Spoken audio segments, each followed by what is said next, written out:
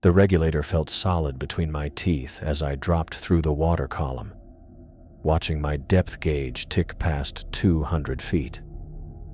My rebreather hummed quietly on my back, the familiar sound that had kept me alive through hundreds of commercial salvage dives over the past decade.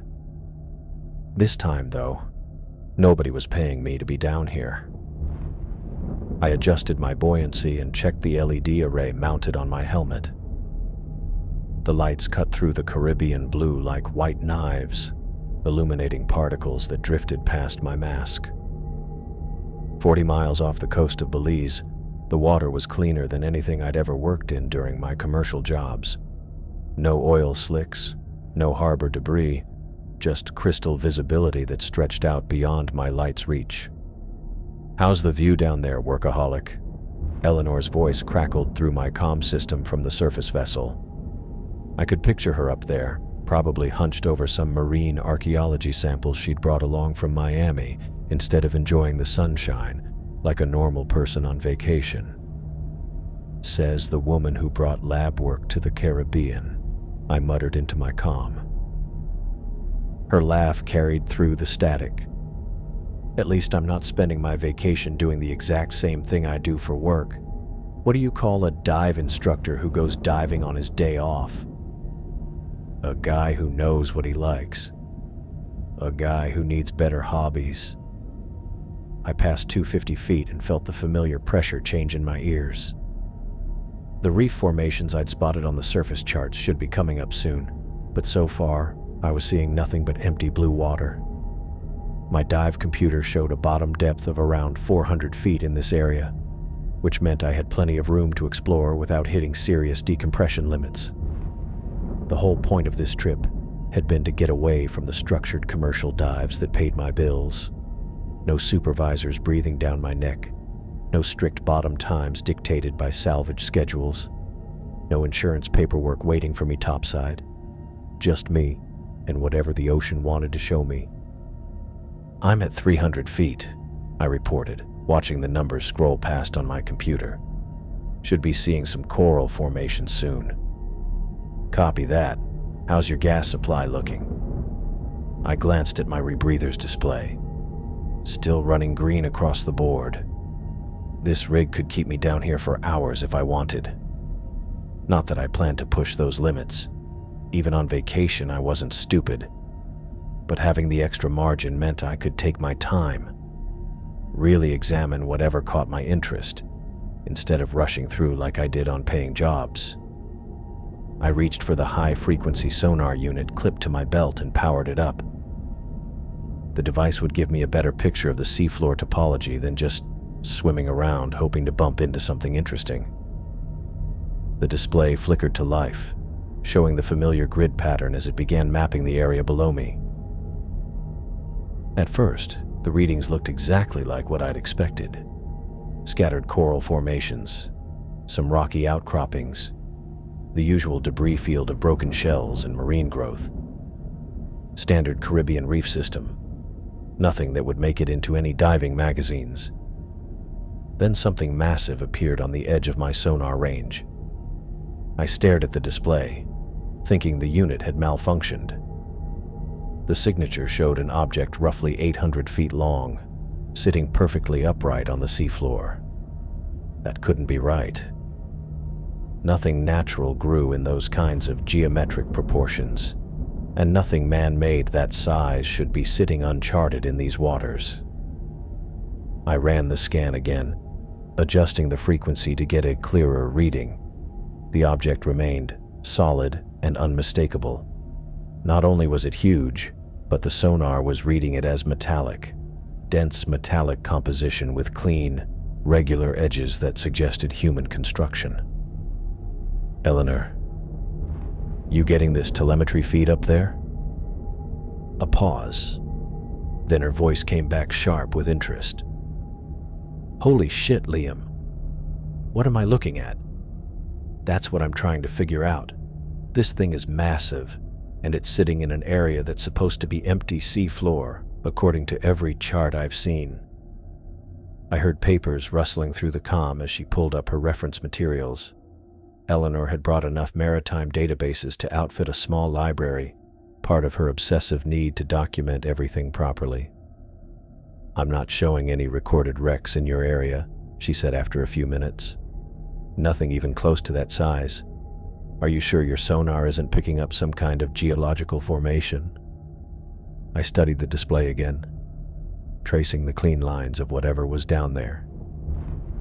Geology doesn't grow in straight lines like this. Look at that symmetry. Those are hull lines, Eleanor. This thing was built, not born. But 800 feet long? That's ocean liner territory. If something that big went down in these waters, there would be records. There would have been massive search and rescue operations. You don't just lose a ship that size and forget about it. She was right, of course. A vessel that large would have been international news when it sank. There should be historical records, survivor accounts, insurance claims, something that would have put it on the maritime charts. But my sonar wasn't lying, and I'd been reading these displays long enough to trust what they were telling me. "Maybe it's older than our databases go back," I suggested. "Early 1900s, before modern record keeping." "Even then, Liam, something that big would have left traces. Newspaper accounts, passenger manifests, shipping company records." I adjusted my position in the water, trying to get a better angle on the object. The sonar painted it in stark detail now, showing what looked like multiple deck levels and even structural features that suggested superstructure, not just a hull, but an intact vessel sitting upright on the bottom as if it had been gently lowered into place. "How deep is it sitting?" Eleanor asked. I checked my readings. Bottom contact at 450 feet. That puts the top of whatever this is at maybe 350 feet, assuming it's sitting level. That's well within your operational limits. I could hear the excitement building in her voice. Eleanor lived for this kind of discovery, the possibility of finding something that had been lost to history. Her enthusiasm was infectious, and I felt my own curiosity shifting from casual vacation interest to professional obsession. "You want me to go take a look?" I said. "I want you to be careful.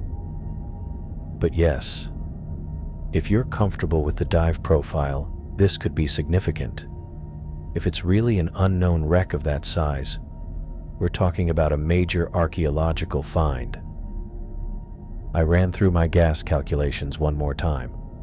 The deeper penetration would cut into my bottom time, but my rebreather gave me enough margin to make the dive safely, if I managed it properly. And the thought of having discovered something completely unknown was too tempting to resist. "All right," I said, adjusting my buoyancy control and beginning my descent toward the mysterious signature. "Let's go see what we've got down there." My dive computer began recalculating my decompression obligations as I dropped deeper. The water grew darker around me, the brilliant Caribbean blue fading to a deep indigo that would soon become black. I checked my lights again, making sure all systems were functioning properly for what was about to become a much more serious dive than I'd planned. "Stay on comms." Eleanor's voice followed me down. "I want to hear everything you see." "Copy that. Beginning approach to target now." The sonar signature grew larger on my display as I descended, revealing more detail with each passing foot.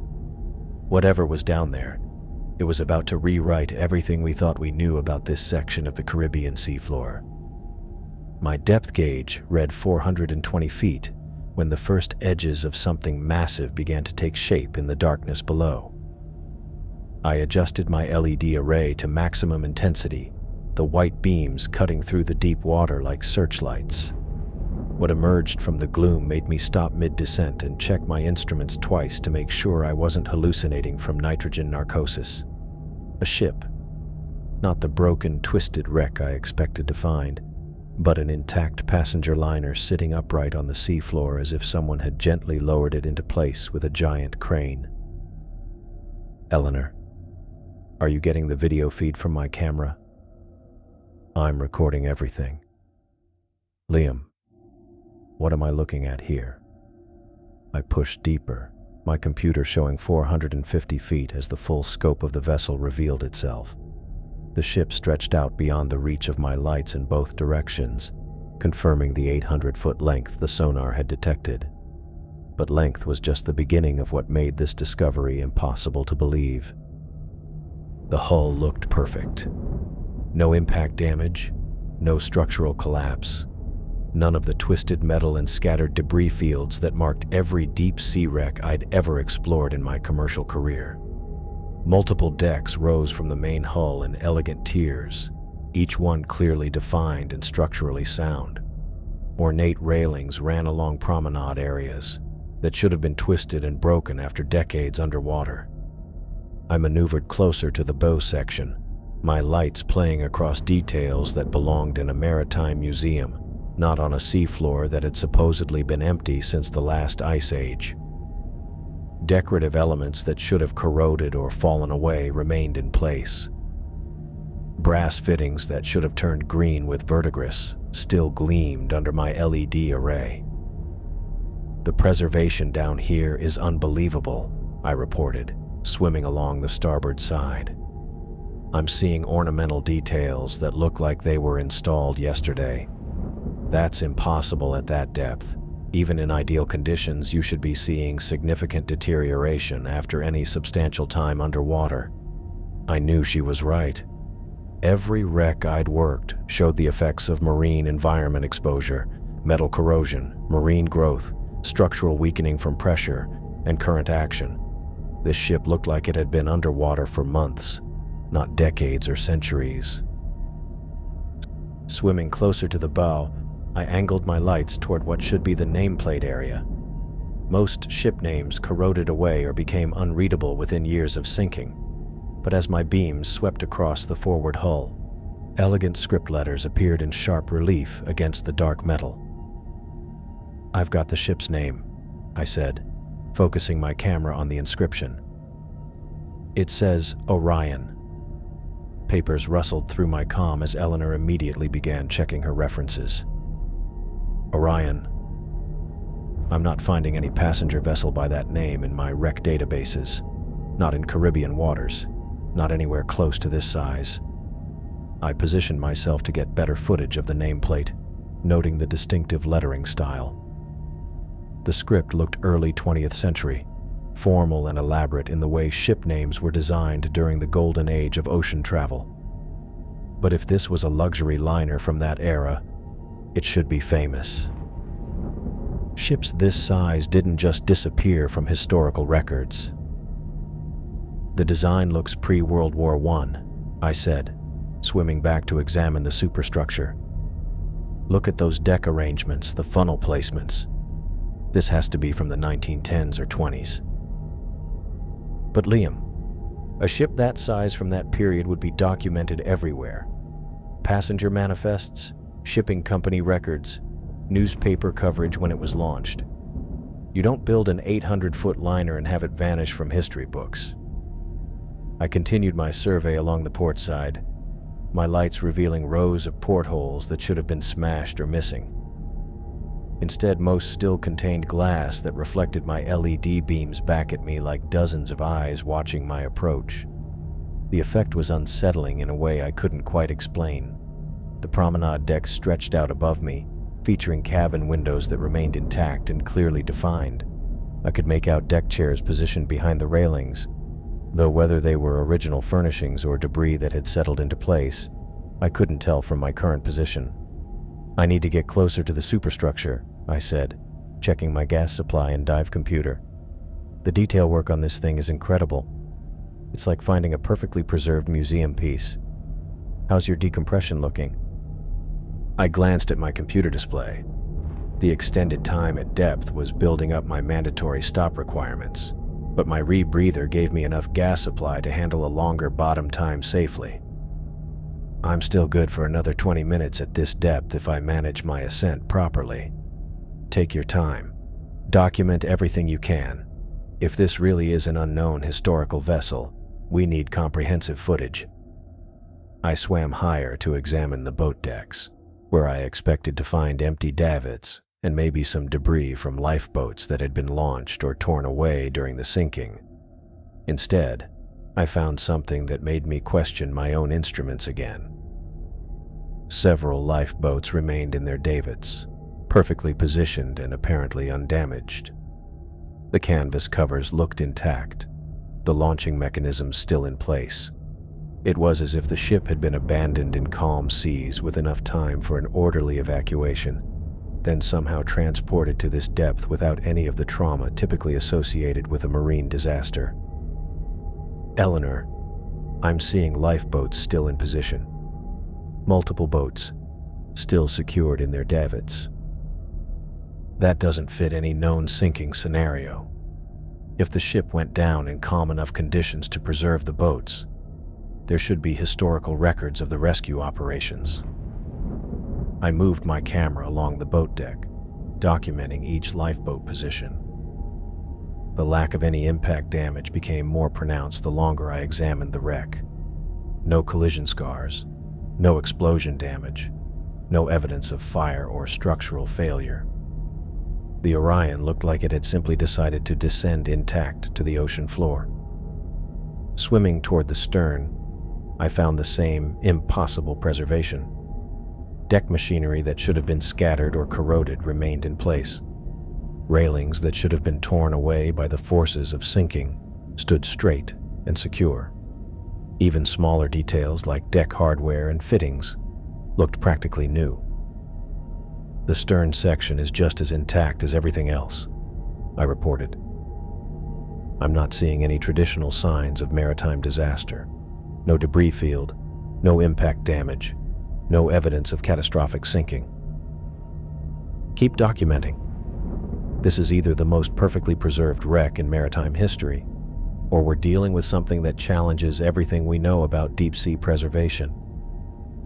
I continued my circuit of the vessel, my camera capturing every detail while my mind tried to process what I was seeing. In 15 years of commercial diving, I'd explored dozens of wrecks across different oceans and depths. Every single one showed the expected signs of time, pressure, and marine environment exposure. The Orion defied every rule I knew about underwater archaeology. What struck me most was the complete absence of life. No fish swimming through broken sections, no marine growth on exposed surfaces, no coral formations beginning to establish themselves on the hull. The ship sat in sterile isolation on the seafloor, as if the normal cycle of marine ecosystem colonization had simply passed it by. I swam back toward the main superstructure, drawn by the rows of intact windows that seemed to watch my every movement. My lights reflected off glass that should have been broken by pressure changes or impact, creating an eerie effect as if the ship's interior was somehow lit from within. I'm going to need to come back with a full archaeological team, I said, beginning to plan my ascent. This site is going to rewrite maritime history textbooks. Assuming we can figure out how an 800-foot passenger liner ended up on the seafloor with no historical record of its existence. I took one last comprehensive sweep with my camera, documenting the Orion from bow to stern. Whatever had brought this ship to the bottom of the Caribbean, it hadn't followed any conventional sinking scenario. The vessel looked ready to resume its voyage, as if its passengers had simply vanished mid-journey, leaving behind a perfectly preserved ghost ship waiting on the ocean floor. My circuit of the Orion's exterior had revealed nothing but more questions, each perfectly preserved detail adding to the impossibility of what I was documenting. Swimming back along the starboard side toward the bow, I searched for some way to examine the ship's interior spaces. The portholes remained intact and dark, offering no glimpse of what lay within, but my lights caught something different about one section of the promenade deck. A lifeboat davit hung at an odd angle, twisted away from its mounting points and creating a jagged opening in the ship's side. Unlike everything else I'd observed, this showed actual damage, metal torn outward as if the davit had been ripped away during some kind of evacuation or accident.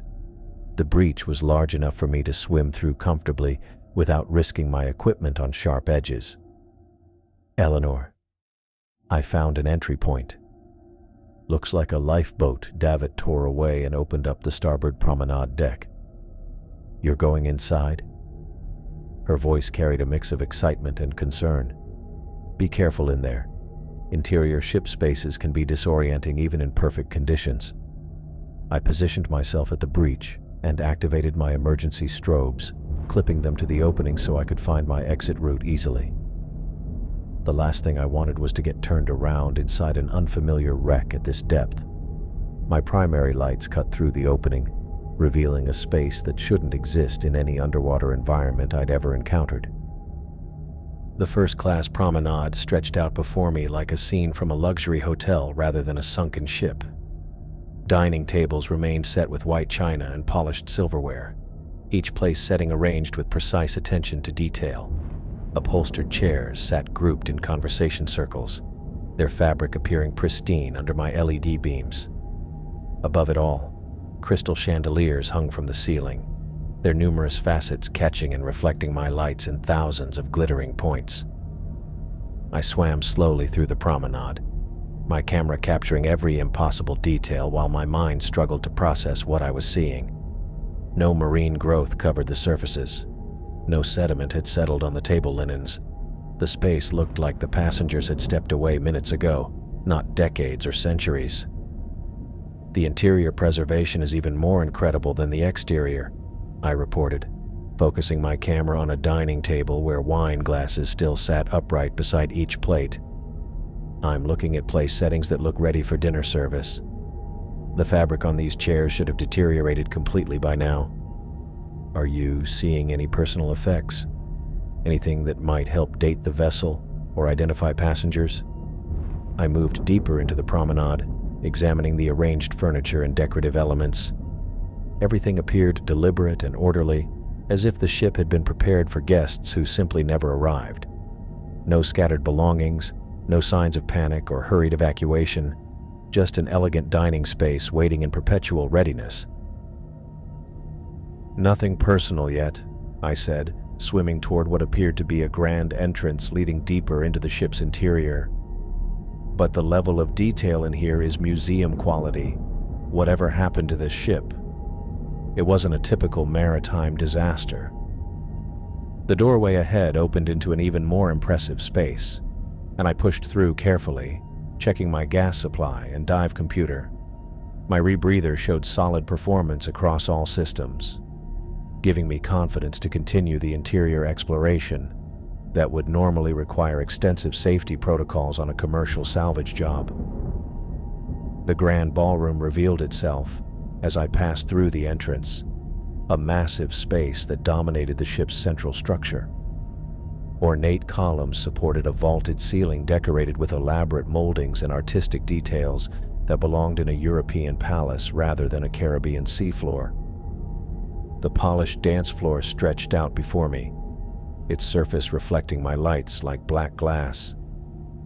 I swam higher to examine the columns and ceiling details, documenting the incredible craftsmanship that had somehow survived intact in this impossible environment.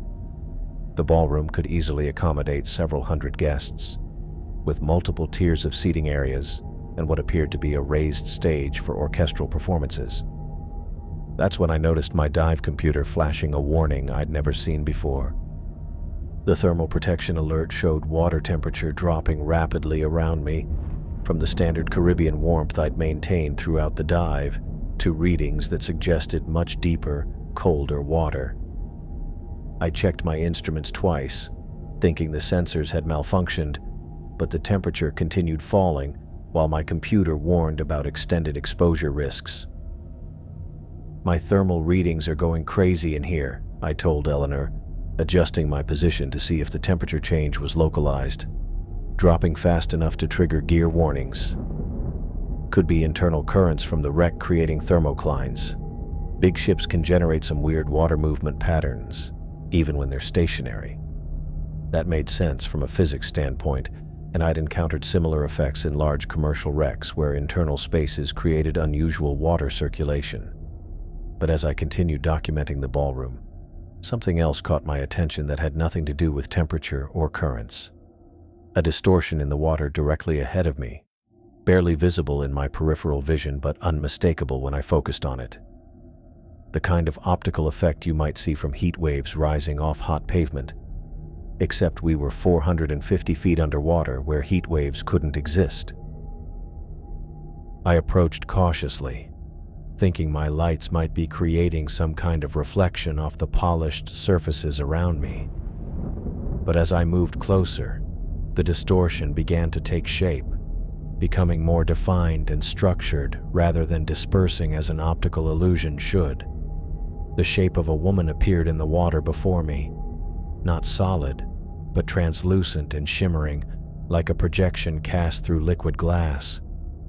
She wore an elaborate evening gown that moved in ways that had nothing to do with water currents, the fabric flowing around her as if she stood in open air rather than the ocean depths.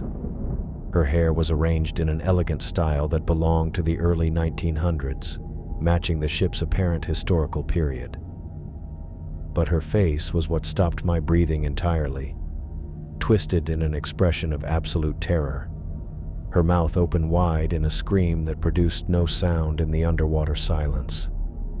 Her eyes, wide with panic and desperation, seemed to look directly at me, as if she could see through the decades or centuries that separated us. I hung motionless in the water, my camera forgotten as I tried to process what I was seeing. The woman's form became clearer, more defined, as if my attention somehow strengthened her ability to manifest in this impossible space.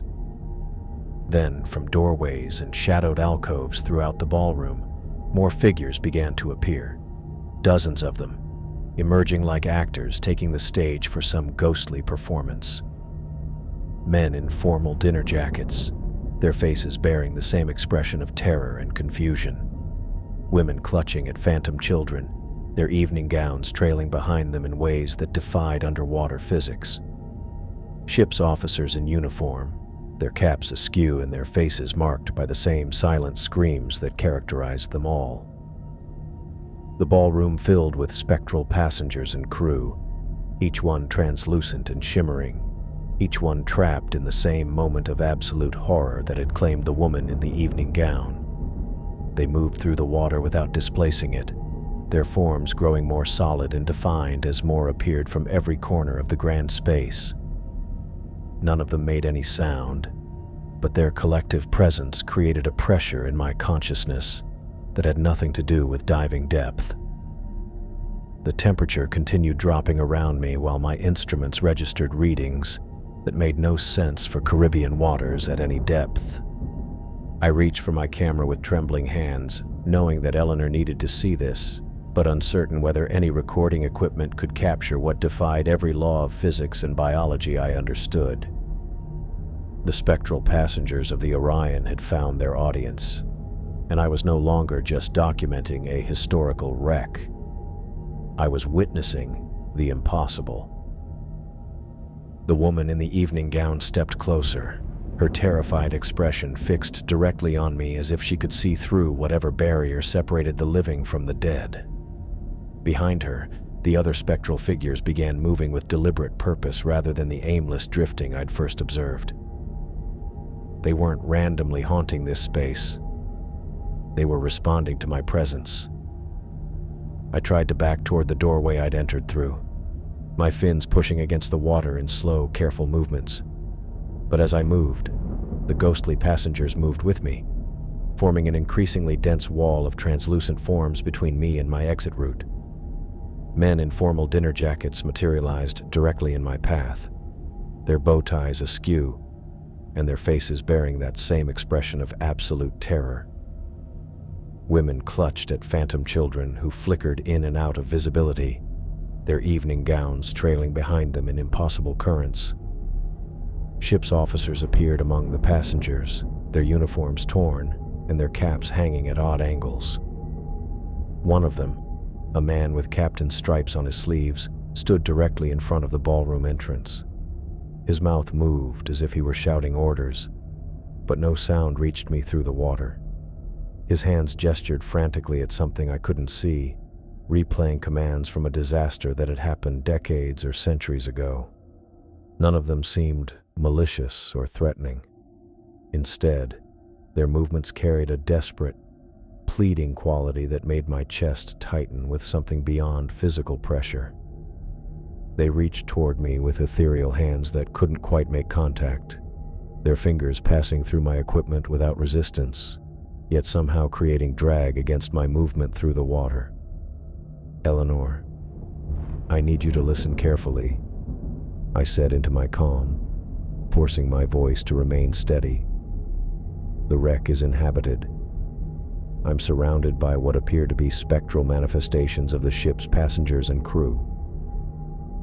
Static filled my headset in response, punctuated by fragments of Eleanor's voice that cut in and out like a radio trying to tune through atmospheric interference. "I'm here, breaking up." The interference grew worse as the ghostly figures pressed closer, their forms becoming more solid and defined with each passing moment. I could make out individual facial features now, details of clothing and jewelry that belonged to the early 1900s. A woman with an elaborate feathered hat held an infant that phased between visible and transparent. A young man in a steward's uniform clutched a passenger manifest that existed only in whatever realm these spirits inhabited. "What's happening? Lost signal." Eleanor's voice faded into whispers that had nothing to do with radio transmission. Voices speaking words I couldn't understand. Conversations in languages that might have been French or German. Fragments of panic and confusion that seemed to bleed through whatever frequency my comm system used. Then the impossible became even more surreal. Light began emanating from the ship itself. Not the harsh white beam of my LED array, but warm golden illumination that had no identifiable source. Crystal chandeliers that had hung dark and lifeless moments before now glowed with phantom electricity, their faceted surfaces casting prismatic patterns across the ballroom's walls. Sconces along the walls flickered to life with gas flames that produced no heat, no bubbles, no effect on the surrounding water. The ballroom transformed around me from a sunken relic into an active social space frozen in time. Tables set for dinner service gleamed under the spectral lighting, while additional passengers materialized at chairs that had appeared empty moments before. They sat in conversation groups, their mouths moving in silent dialogue while they gestured with wine glasses that contained nothing but seawater. In the far corner of the ballroom, on the raised stage I'd observed earlier, an entire orchestra took their positions behind instruments that shouldn't exist in this underwater environment. A conductor in formal evening wear raised his baton, and though I heard no music through the water, the musicians began playing with synchronized precision. Their movements suggested a waltz, something elegant and mournful that accompanied the ghostly social gathering around me. The spectral passengers turned their attention to the phantom orchestra, swaying in their chairs as if listening to music I couldn't perceive. Couples rose from dining tables and moved onto the dance floor, their forms gliding across the polished surface in perfect ballroom formation. Evening gowns swirled around dancing women, while their partners guided them through steps that followed rhythms existing only in whatever dimensional space these spirits occupied. But through it all, their faces maintained that expression of terror and confusion. Even as they danced and socialized in this ghostly recreation of the ship's final evening, their eyes remained wide with panic, their mouths open in silent screams that contradicted the elegant social gathering they were performing. I understood then that this wasn't a simple haunting or residual psychic energy from a maritime disaster.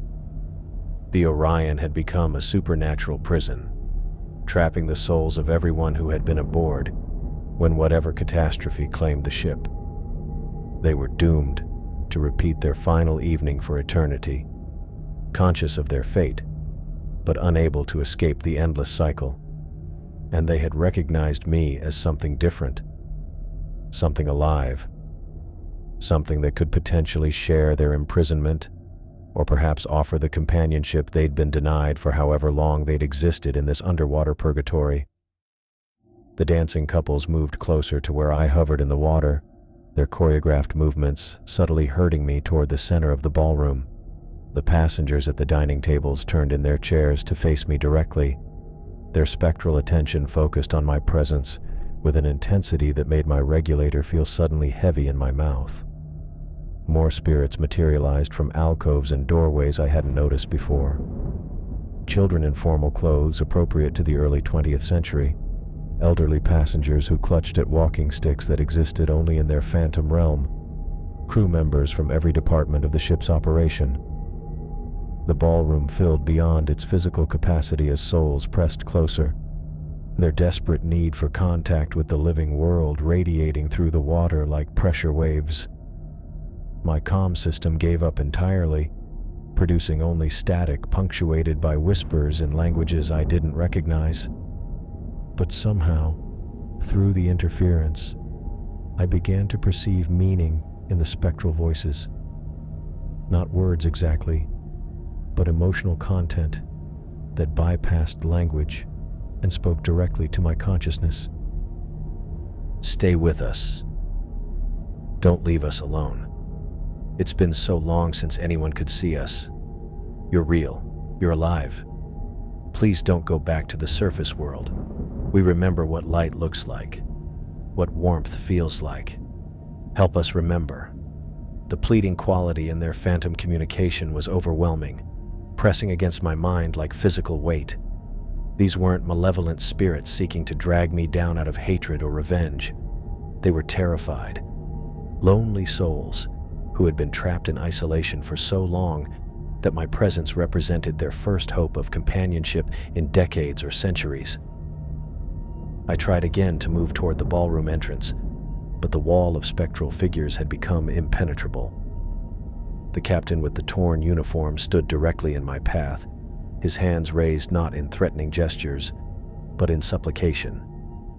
Behind him, passengers linked arms to form a barrier that I somehow couldn't push through, despite their translucent nature. The dancing continued around me, couples spinning in perfect formation while the phantom orchestra played their silent waltz. But now I could see that the dancers' movements were keeping me contained within an invisible circle at the center of the ballroom floor. Every time I tried to swim in any direction, a new couple would glide into my path, their ethereal forms creating obstacles that defied physical laws.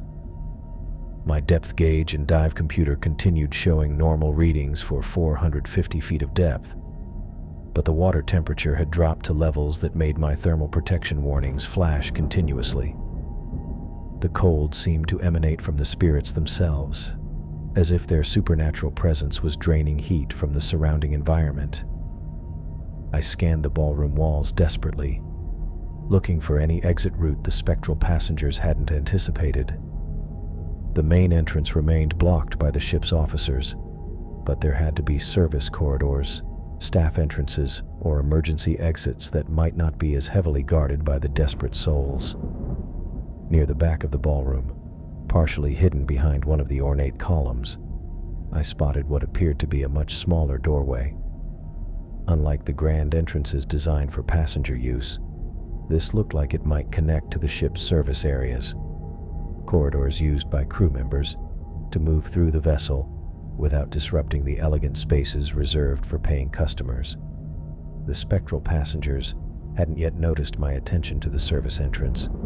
They remained focused on their eternal waltz, their phantom social gathering, their desperate attempts to engage with the first living person they'd encountered in their underwater prison. But getting to that doorway would mean pushing through the crowd of ghostly figures, past dancing couples who had somehow learned to use their ethereal forms to create very real obstacles to my movement. And I had no idea what lay beyond that service corridor. More supernatural manifestations, structural damage that could trap me, or passages that led deeper into the ship's interior rather than back to open water. The woman in the evening gown who had first appeared to me broke away from the dancing and approached directly, her terrified expression now mixed with something that looked almost like hope.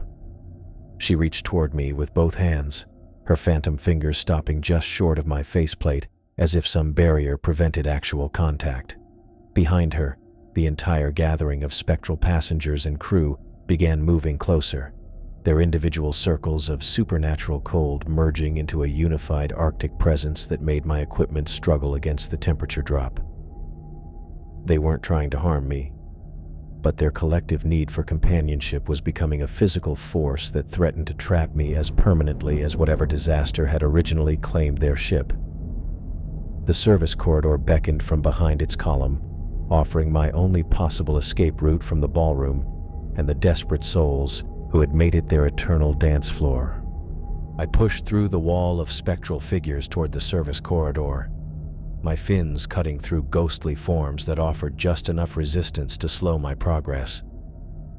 The dancing couples parted reluctantly as I approached the narrow doorway, their phantom waltz dissolving into desperate reaching motions that followed me toward my escape route.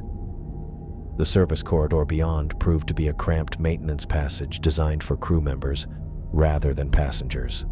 Unlike the elegant ballroom spaces, this area showed the utilitarian construction of the ship's working sections: bare metal walls, exposed piping, and narrow clearances that made maneuvering with my bulky rebreather system challenging. But the ghostly manifestations didn't diminish once I left the ballroom. Instead, they intensified dramatically. Spectral crew members rushed past me in both directions, their arms loaded with phantom luggage, life preservers, and emergency equipment that existed only in whatever dimensional space they occupied. Their faces bore expressions of absolute panic as they replayed what must have been their final moments aboard the Orion. A steward in a torn uniform clutched an armload of life jackets, his mouth moving in silent shouts as he hurried toward passenger areas that no longer contained anyone living to save. Behind him, a junior officer carried what appeared to be ship's papers and passenger manifests, his eyes wide with terror as he rushed toward duty stations that had failed him decades or centuries ago. Their movements created a supernatural traffic jam in the narrow corridor, forcing me to swim through their translucent forms while they continued their eternal emergency protocols. That's when my equipment began failing in earnest. My primary dive lights flickered erratically, the powerful LED beams cutting in and out like electrical connections shorting under water pressure. I tapped the housing, trying to restore steady illumination, but the lights died completely with a final weak flash. The corridor plunged into absolute darkness, broken only by the eerie phosphorescence of the spectral crew members themselves. The ghosts glowed with a cold, blue-white radiance that provided just enough visibility to navigate, but created an otherworldly atmosphere that made the cramped passage feel like a supernatural highway. Their luminescent forms moved past me in endless procession, each one replaying their desperate final actions in loops that had continued for however long the Orion had rested on the seafloor. My rebreather system's computer display began showing readings that defied every law of physics and diving medicine I understood. The depth gauge fluctuated wildly between my actual position at 450 feet and impossible measurements suggesting crushing abyssal pressures of thousands of feet. Phantom pressure changes registered on the system as if the ship were actively sinking around me, the hull groaning under imaginary stress that my equipment somehow detected and measured. The CO2 scrubber warnings flashed continuously, while my oxygen partial pressure readings showed values that should have been impossible at my current depth. Either my life support system was malfunctioning catastrophically, or the supernatural energy surrounding me was interfering with electronic components in ways that had never been documented in diving safety manuals. Eleanor, my equipment is going crazy down here, I tried to report, but static filled my headset in response. Her voice had completely disappeared from my comm system, replaced by a crescendo of spectral whispers that seemed to emanate from the metal walls themselves. Fragments of panic-stricken conversations in multiple languages echoed through the water, overlaid with the phantom sounds of rushing water screaming passengers, and groaning metal that replayed the Orion's final catastrophic moments. The supernatural audio grew louder as I progressed deeper into the ship's service areas. I could distinguish individual voices now. A woman crying for her children. A man shouting orders that no one could follow.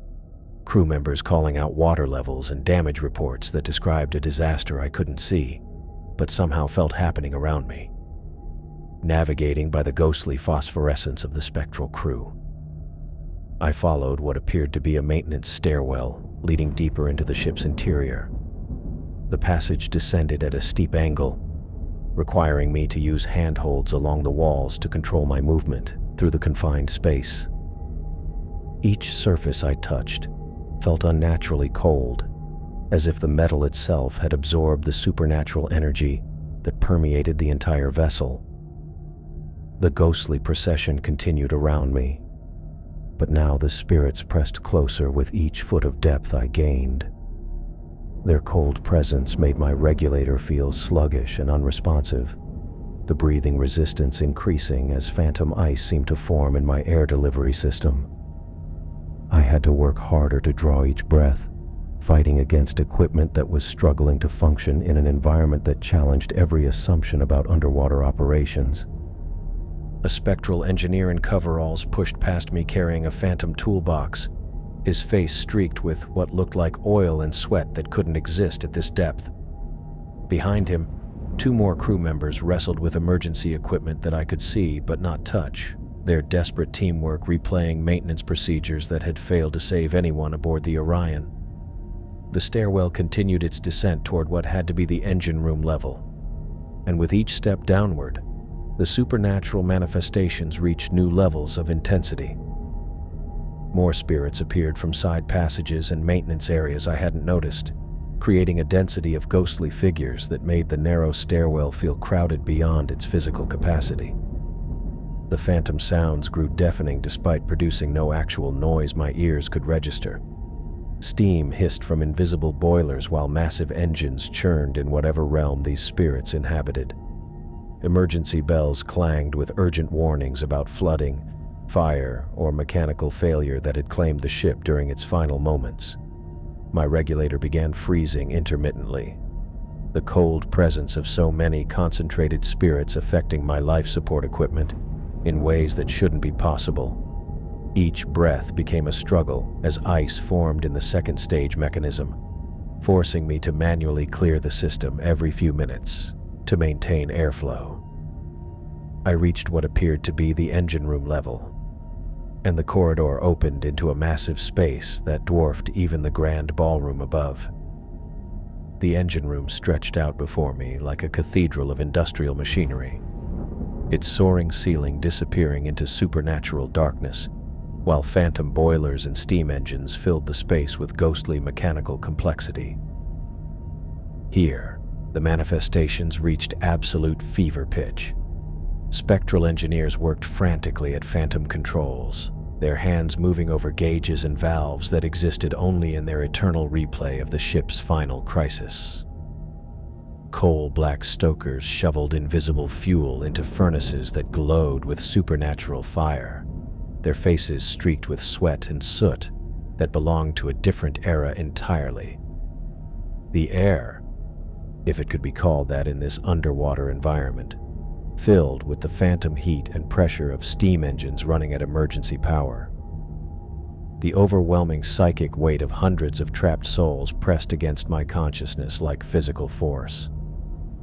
Every spirit in the engine room turned their attention to my presence, their individual desperations combining into a collective need that threatened to crush my sanity along with my diving equipment. My depth gauge spun wildly between readings. My rebreather alarms screamed warnings about systems that couldn't possibly malfunction in the ways they were reporting, and the spectral noise of the phantom disaster reached levels that made my skull feel like it was vibrating despite the absence of actual sound.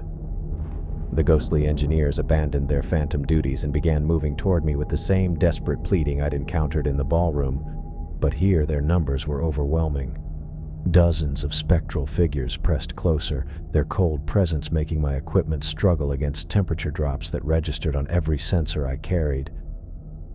And somewhere in the supernatural chaos of the engine room, I realized I was no longer just documenting an impossible wreck. I was trapped in a supernatural prison with souls who had been waiting decades or centuries for someone living to share their eternal torment. The psychic weight of hundreds of desperate souls crashed over me like a physical wave, pressing against my consciousness with force that made my skull feel like it was compressing under impossible pressure.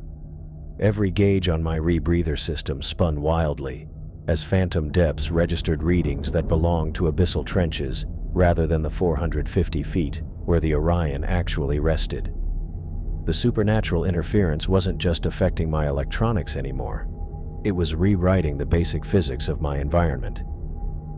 Around me, the engine room filled with spectral activity that defied every law of underwater dynamics I understood. Ghostly engineers rushed between phantom control panels, their translucent hands moving over gauges and valve wheels that existed only in whatever dimensional space they occupied. Steam hissed from invisible boilers while massive engines churned with supernatural power, creating industrial noise that I felt rather than heard through the water. Coal-black stokers shoveled endless loads of phantom fuel into furnaces that glowed with cold fire, their faces streaked with sweat and soot that had no business existing at this depth. The entire engine room operated at fever pitch, replaying whatever emergency had consumed the ship during its final moments with mechanical precision that never varied, never resolved, never ended. But now they were all turning their attention away from their eternal duties to focus on me. One by one, the spectral workers abandoned their phantom stations and began moving in my direction. A chief engineer in oil-stained coveralls stepped away from a massive gauge cluster, his mouth moving in silent commands while he gestured toward my position with desperate urgency. Behind him, junior mechanics dropped their ghostly tools and followed, their faces bearing the same expression of pleading terror I'd encountered throughout the ship. My emergency backup lights began failing under the supernatural load, their LED beams flickering erratically before dimming to barely functional levels. The engine room plunged into spectral twilight broken only by the cold phosphorescence of the ghostly workers themselves and the eerie glow of phantom machinery that operated without fuel, without heat, without any connection to the physical world I understood. Through the supernatural darkness, I spotted something that made my chest tighten with desperate hope. High above the engine room floor, near what had to be the ship's central superstructure, a large circular opening pierced the overhead bulkhead. The shaft beyond disappeared into darkness, but its size and position suggested a major ventilation duct or smokestack access route that would lead directly toward the surface. Unlike the cramped maintenance passages I'd been navigating, this opening looked wide enough to accommodate my bulky rebreather system, assuming I could reach it. The shaft beckoned like a lifeline to the surface world, but getting there would require swimming vertically through 20 feet of open engine room space, while surrounded by increasingly desperate spirits who somehow sensed my intention to abandon them. The ghostly engineers pressed closer, their individual cold presences merging into Arctic conditions that made my regulator struggle against ice formation in the second stage mechanism. Each breath became a fight as phantom frost affected my life support systems in ways that had never been documented in any diving safety manual I'd studied. Then the spectral hands began reaching for me in earnest. Unlike the tentative grasping I'd experienced in the ballroom, these phantom touches carried real resistance. Ghostly fingers passed through my dive suit and equipment without making physical contact, but somehow created drag that slowed my movement through the water. Spectral arms wrapped around my legs and fins, their ethereal substance offering no tactile sensation, yet generating very real impedance to my swimming motion. A spectral chief petty officer with torn uniform stripes reached toward my faceplate, his mouth moving in silent pleas while his eyes fixed on mine with devastating need. Behind him, a young engineer clutched at my tank assembly, his ghostly hands creating no pressure I could feel, but somehow affecting my buoyancy control in subtle ways that made maintaining position increasingly difficult. My rebreather's computer display flashed a cascade of critical warnings that painted my situation in stark mathematical terms. The CO2 scrubber showed saturation levels that should have been impossible after only a few hours of diving, while my oxygen partial pressure readings fluctuated wildly between safe parameters and readings that suggested hypoxic conditions. Either my life support system was failing catastrophically, or the supernatural energy surrounding me was interfering with chemical processes that kept me alive at depth. Most alarming, my remaining air supply showed reserves that barely registered on the gauge. The supernatural interference wasn't just corrupting electronic displays. It was somehow affecting the actual gas mixture in my rebreather's circulation loop, consuming oxygen faster than the system could replace it through normal chemical reaction cycles. Time was running out in ways that transcended normal diving emergencies. The spectral workers sensed my growing desperation and responded with increased urgency of their own. More spirits materialized from alcoves and machinery spaces I hadn't noticed, swelling their numbers until the engine room felt crowded beyond its physical capacity. Each new manifestation added to the psychic pressure that pressed against my consciousness like mental weight, threatening to crush my sanity along with whatever remained of my diving equipment's functionality. Phantom debris began swirling around me in supernatural currents that had nothing to do with water movement. Ghostly coal dust, spectral steam, and ethereal mechanical components created a whirlwind of activity that existed only in the spirit's dimensional space, but somehow affected my ability to navigate through the static water environment. The phantom storm made visual navigation increasingly difficult, while my backup lights continued their gradual failure under supernatural load. Above me, the ventilation shaft opening remained tantalizingly visible through the spectral chaos, promising escape from the engine room's overwhelming supernatural activity. But reaching it would require abandoning much of my safety equipment to achieve the buoyancy needed for vertical ascent through 20 feet of ghost-infested space. My dive computer's decompression warnings began flashing with increasing urgency, calculating bottom time that exceeded safe parameters for ascent to surface pressure. Whatever time distortion I'd experienced while trapped in the ship's supernatural influence had stretched my depth exposure far beyond normal diving protocols. Even if I reached the ventilation shaft immediately, I would need careful decompression management to avoid potentially fatal nitrogen bubble formation in my bloodstream. The ghostly engineers reached their crescendo of desperation as they recognized the mathematical reality of my situation. Their phantom voices somehow penetrated my damaged comm system, bypassing normal radio frequency to speak directly to my consciousness with emotional content that transcended language barriers. Don't leave us alone. We've been waiting so long for someone who could see us. The surface world forgot we existed. You're the first person to know we're here. Stay with us. Share our eternity. It's not so terrible once you accept it. Their collective pleading pressed against my mind like psychological weight, offering the companionship of hundreds of souls who had been trapped in isolation for decades or centuries. Part of me understood their desperation, the absolute loneliness of existing in a supernatural prison with no hope of rescue, no possibility of escape, no connection to the living world they had lost. But survival instinct overrode empathy as my remaining air reserves dropped toward levels that would make ascent impossible regardless of decompression requirements. The ventilation shaft waited above me like a portal to salvation, but getting there would mean swimming through the densest concentration of spectral activity I'd encountered anywhere in the ship.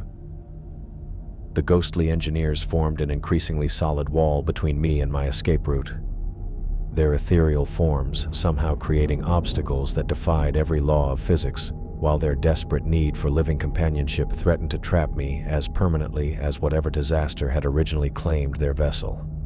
My emergency backup lights flickered one final time before dying completely, plunging the engine room into absolute darkness, broken only by the cold phosphorescence of hundreds of supernatural manifestations and the eerie glow of phantom machinery that would continue its eternal operation long after I had either escaped or joined the Orion's crew of trapped souls.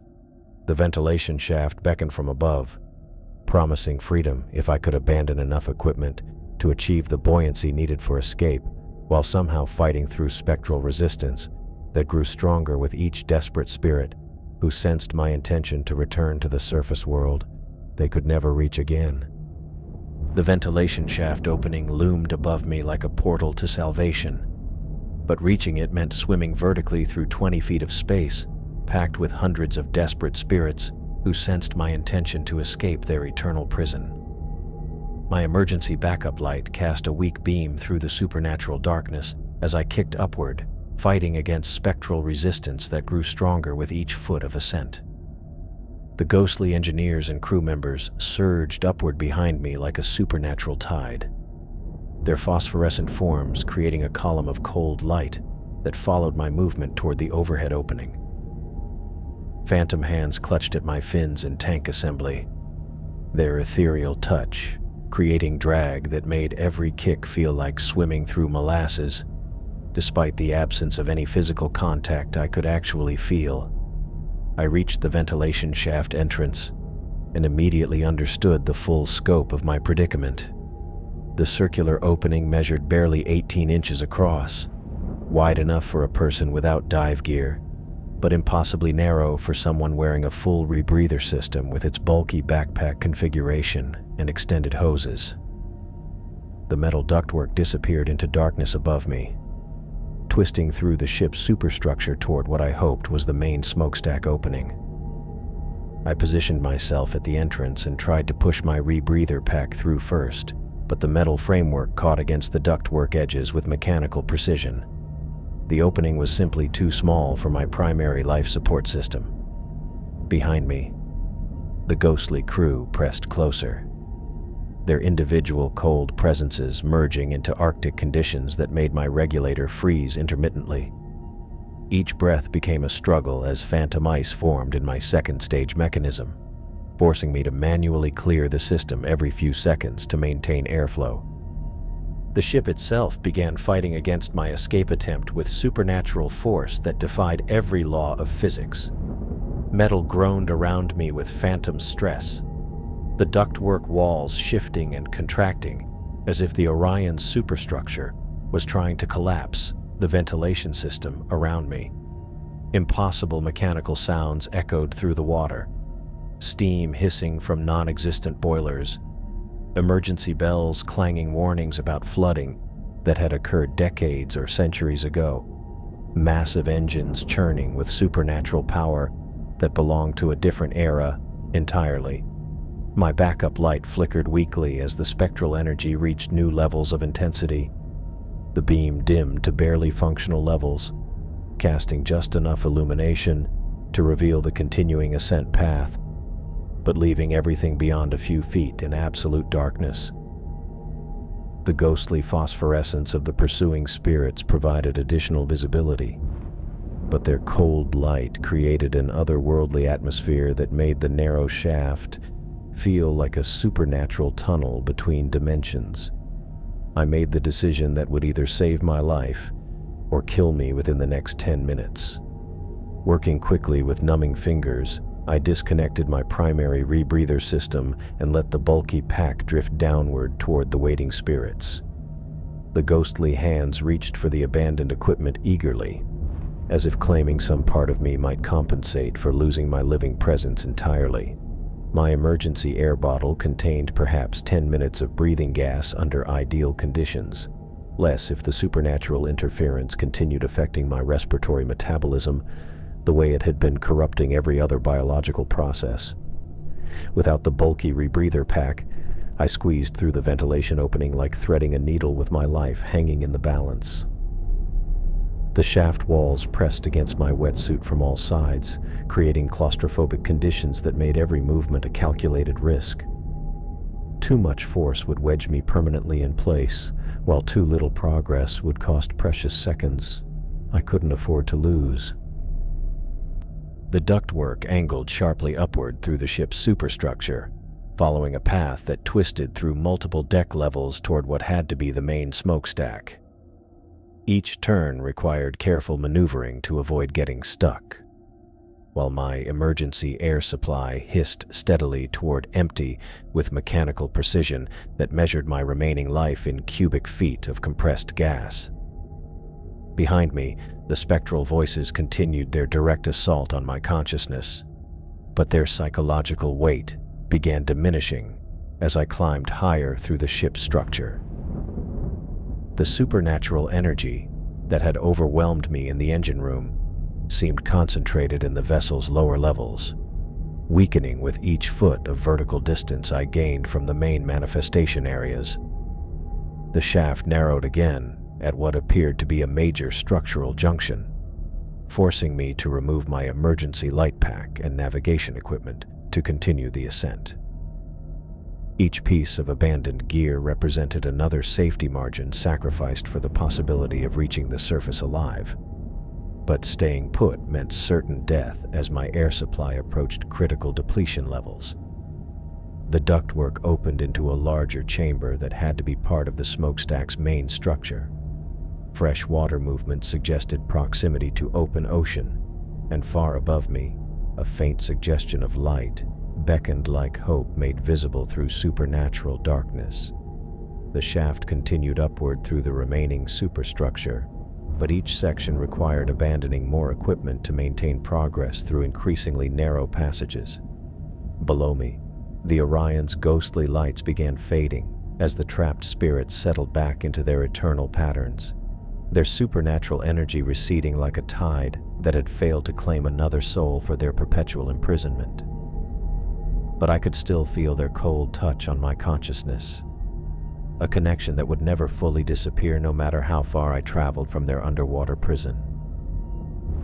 My emergency air supply gauge showed reserves that might sustain life for another 5 minutes if I managed my breathing perfectly and avoided any physical exertion beyond minimal swimming movements.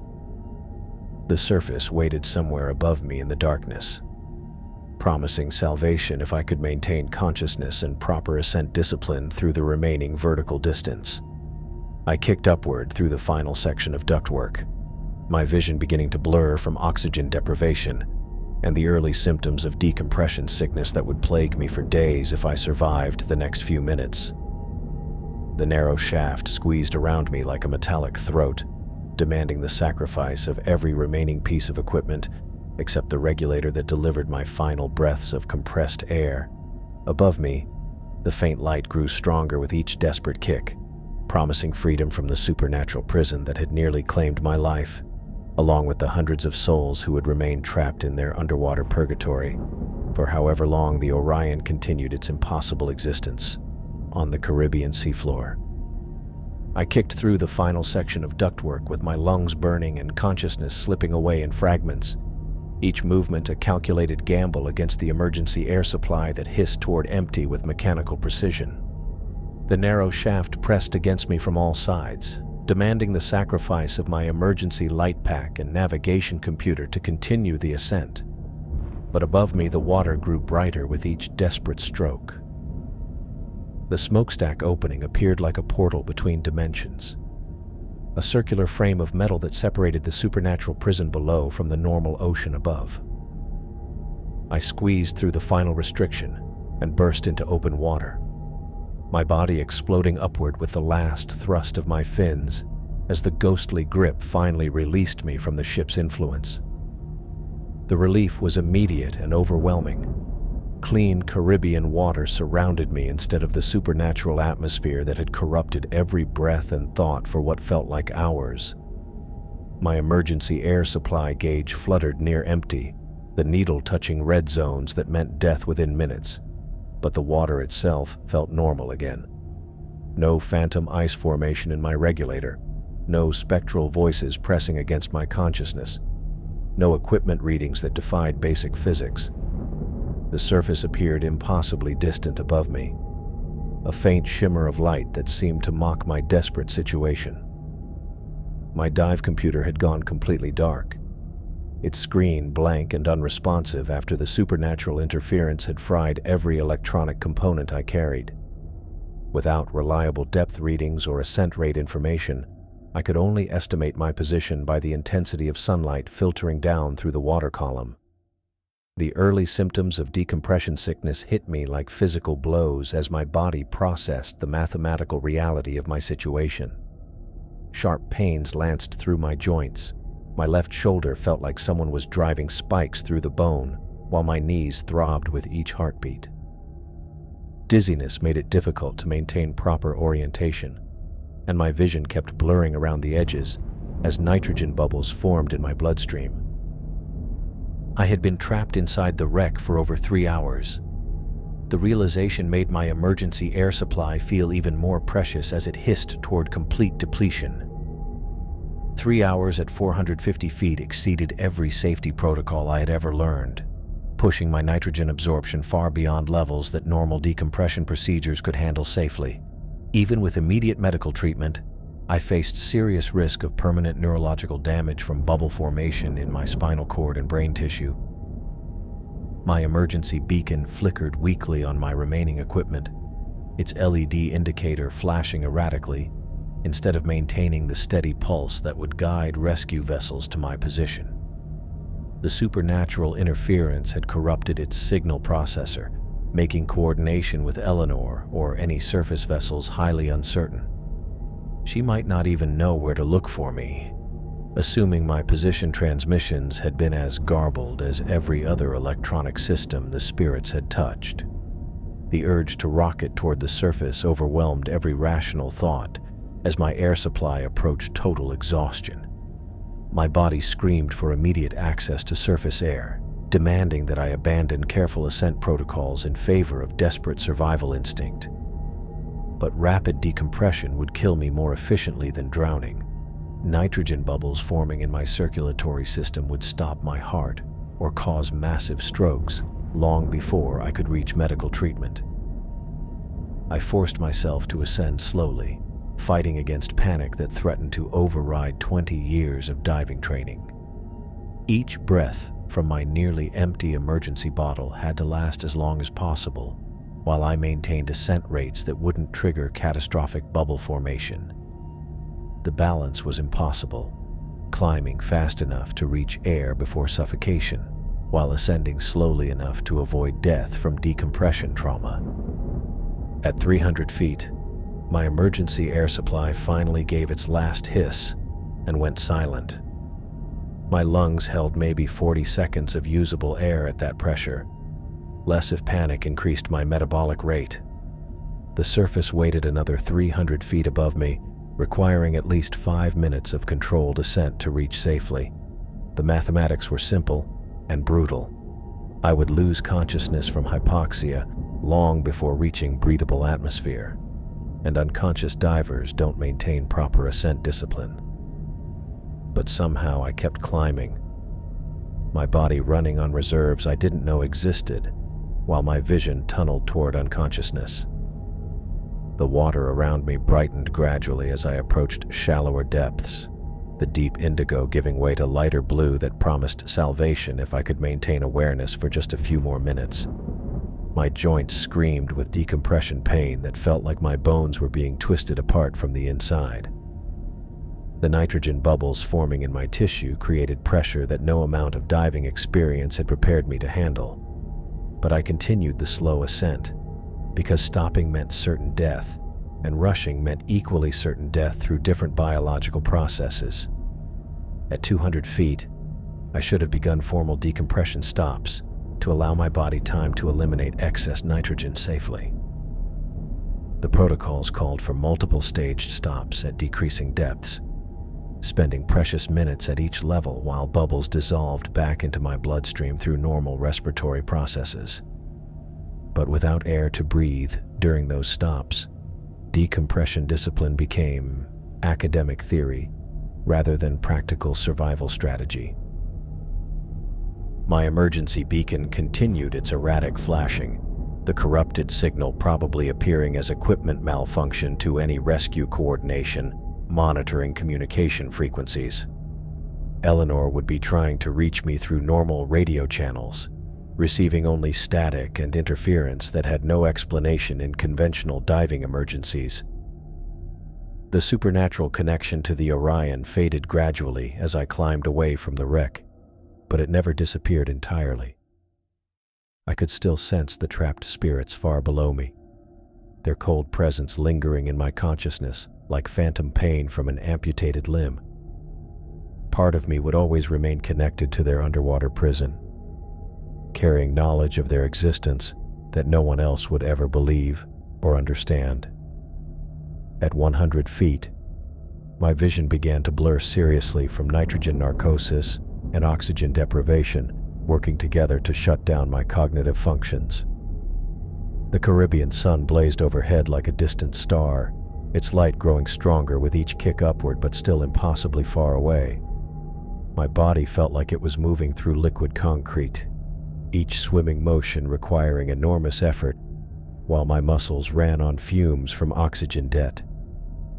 The decompression pain reached levels that made coherent thought almost impossible. My left arm felt like the bones were shattering inside my wetsuit, while electric shocks ran through my spine with each movement. These were the warning signs of serious neurological involvement, nitrogen bubbles forming in my central nervous system where they could cause permanent paralysis or death. But I kept climbing because stopping was not an option, and rushing would kill me just as efficiently as suffocation. Somewhere above me waited rescue and medical treatment, assuming my corrupted beacon managed to transmit enough signal for Eleanor to coordinate search efforts. The world above had no idea what I had experienced in the depths, no framework for understanding the supernatural prison that held hundreds of souls in eternal torment. At 50 feet, the water turned crystal clear and brilliant blue, showing me just how close salvation appeared while remaining desperately out of reach. My consciousness flickered like a dying light bulb, fading in and out as my oxygen-starved brain struggled to maintain basic life functions. Each upward kick became a monumental effort that exhausted reserves I didn't possess. But somehow my body continued climbing toward the surface that promised air and life and escape from the supernatural nightmare below. The trapped spirits of the Orion settled back into their eternal imprisonment far beneath me, their ghostly lights dimming until the wreck appeared as nothing more than a dark shape against the seafloor. But their whispered pleas still echoed in my thoughts, promising that I would carry their memory and their desperate need for acknowledgement long after I returned to the surface world that had forgotten they ever existed. 20 feet from salvation, my vision finally gave up the fight and began going black around the edges, while the Caribbean sun blazed overhead, like hope made visible through supernatural darkness. The first sensation that pulled me back toward consciousness was the rough texture of weathered wood against my face, followed by voices speaking rapid Spanish somewhere above me. My wetsuit clung to my body like a second skin, but the familiar pressure of water was gone, replaced by the solid deck of what felt like a fishing boat rocking gently beneath me. Pain hit me in waves as awareness returned. My left shoulder felt like someone had driven railroad spikes through the joint, while my knees throbbed with each heartbeat in a rhythm that made coherent thought almost impossible. The decompression sickness had taken hold with a vengeance, nitrogen bubbles forming in my tissues and creating pressure that no amount of diving experience had prepared me to handle. I tried to speak, but my throat felt raw, and my voice came out as barely more than a whisper. The Spanish voices grew more animated, and I caught fragments that my oxygen-starved brain struggled to translate. Something about buzo and enfermo, and urgent radio communications to shore-based authorities. A weathered face appeared in my limited field of vision. An older fisherman with deep-set eyes that held the kind of concern reserved for people pulled from the edge of death. He spoke gently in accented English, asking if I could understand him while his hands checked my pulse and breathing with surprising medical knowledge. "You were floating face down, 3 miles from where your friend said you should be," he told me, his voice steady despite the obvious severity of my condition. "We almost missed you, but the sun caught your tank and made it flash like a signal." 3 miles. The realization made my head spin even worse than the decompression symptoms already plaguing my cognitive functions. I had no memory of traveling that distance from the Orion's position, no recollection of ascending through the final 20 feet of water that separated me from salvation. The last clear image in my mind was the ghostly woman in the evening gown, her terrified face looking up at me from the depths as consciousness faded. The fisherman continued his examination, noting the damage to my remaining equipment with professional efficiency. My emergency beacon hung by a single clip, its housing cracked, and LED display flickering erratically. The regulator I had somehow kept in my mouth during the ascent showed stress fractures along the second stage housing, while my wetsuit bore tears and abrasions that looked like something had tried to claw me back into the depths. Radio static filled the air as the fishing vessel's captain coordinated with rescue authorities. Through the garbled transmissions, I heard Eleanor's voice cutting through the interference with desperate clarity, providing emergency diving medicine protocols to people who had never dealt with decompression emergencies. Her instructions were precise and professional, but I could hear the fear underneath her technical expertise. "Keep him flat and still," she was saying over the radio waves. "Monitor his breathing and consciousness levels. We need immediate helicopter evacuation to the nearest recompression facility. This is critical. He's been down too long and too deep." The captain relayed my vital signs while his crew secured me for transport, their movements efficient, despite the obvious unfamiliarity with diving emergencies. They had pulled enough drowning victims from these waters to recognize serious medical trauma when they saw it, and my condition clearly fell into categories that demanded immediate professional intervention. As they prepared the helicopter landing area on their deck, I found myself slipping back toward unconsciousness, but not the peaceful darkness of normal sleep. Instead, I drifted into a twilight state, where the boundary between reality and the supernatural experiences I had endured aboard the Orion began to blur in ways that would haunt me for weeks to come. The woman in the evening gown appeared in the water reflections created by spray across the fishing boat's deck. Her translucent form flickered between visible and invisible states, just as it had in the ballroom far below the surface. She reached toward me with phantom hands that couldn't make contact, but somehow created the same cold pressure I had felt during my escape from the ship. "You promised to remember us," her voice whispered directly into my consciousness, bypassing my damaged hearing entirely. "Don't let them convince you we don't exist." I tried to respond, to acknowledge the connection that bound me to the hundreds of trapped souls still imprisoned in their underwater purgatory, but my voice failed completely. The fishermen mistook my attempts at communication for delirium, noting my condition on their radio reports to the approaching helicopter crew.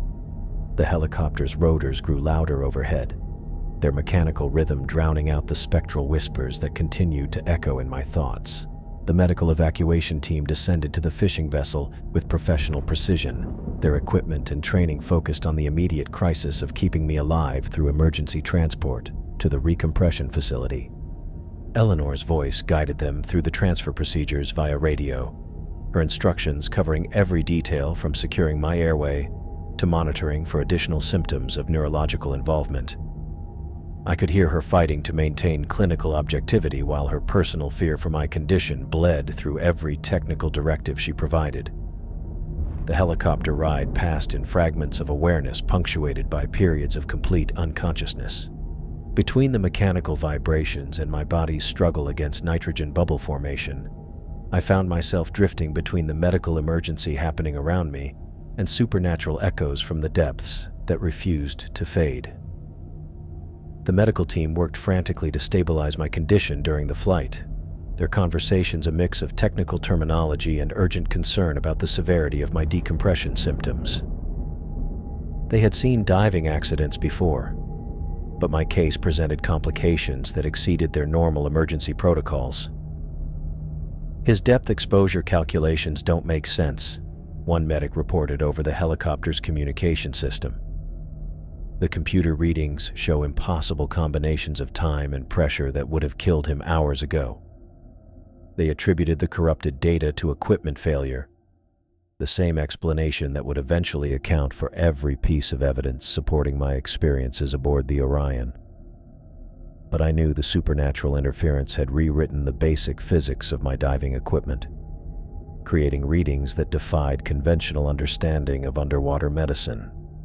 The recompression facility in Belize City appeared below us like a beacon of hope, its medical staff already prepared for the emergency evacuation Eleanor had coordinated through multiple radio networks. The hyperbaric chamber waited like a technological lifeline, promising to reverse the nitrogen bubble formation that threatened permanent neurological damage. As they wheeled me toward the treatment facility, I caught sight of Eleanor running across the landing pad, her face drawn with exhaustion and worry that went far beyond professional concern. She had spent 4 hours coordinating search efforts while imagining the worst possible outcomes, and my condition clearly confirmed her fears about the severity of whatever had happened during my dive. The medical team began immediate assessment procedures while Eleanor provided my diving history and emergency medical information to the attending physician. Dr. Ramirez, the facility's decompression specialist, reviewed my symptoms with the methodical approach of someone who had treated hundreds of diving accidents over his career. "Severe type 2 decompression sickness with probable neurological involvement," he diagnosed after examining my joint pain and cognitive symptoms. "We need immediate hyperbaric treatment and continuous monitoring for the next 18 hours minimum." As they prepared me for the recompression chamber, I tried to explain about the Orion, about the hundreds of trapped souls who needed rescue and acknowledgement of their existence. My words came out as fragmented babbling that the medical staff attributed to nitrogen narcosis and trauma-induced hallucinations. "The ship," I kept repeating, my voice barely functional after the ordeal. 800 feet long, the Orion. They're still down there." Eleanor leaned close to hear my whispered accounts, her expression torn between medical skepticism and personal trust in my character and expertise. She had worked with me for years, seen my professional competence and mental stability under extreme conditions, but my current stories challenged every scientific principle she understood about underwater archaeology. "We searched the coordinates, Liam," she said gently. "There's nothing there." The sonar showed empty seafloor. The hyperbaric chamber sealed around me with mechanical precision, its pressurized environment designed to force nitrogen bubbles back into solution, while my body slowly readjusted to normal atmospheric conditions. The treatment would take 18 hours of gradual decompression, giving the medical staff time to monitor my recovery and document the extent of my neurological symptoms. Eleanor remained nearby throughout the initial treatment phase, listening to my continued accounts of supernatural encounters while taking detailed notes that would later become part of my psychiatric evaluation.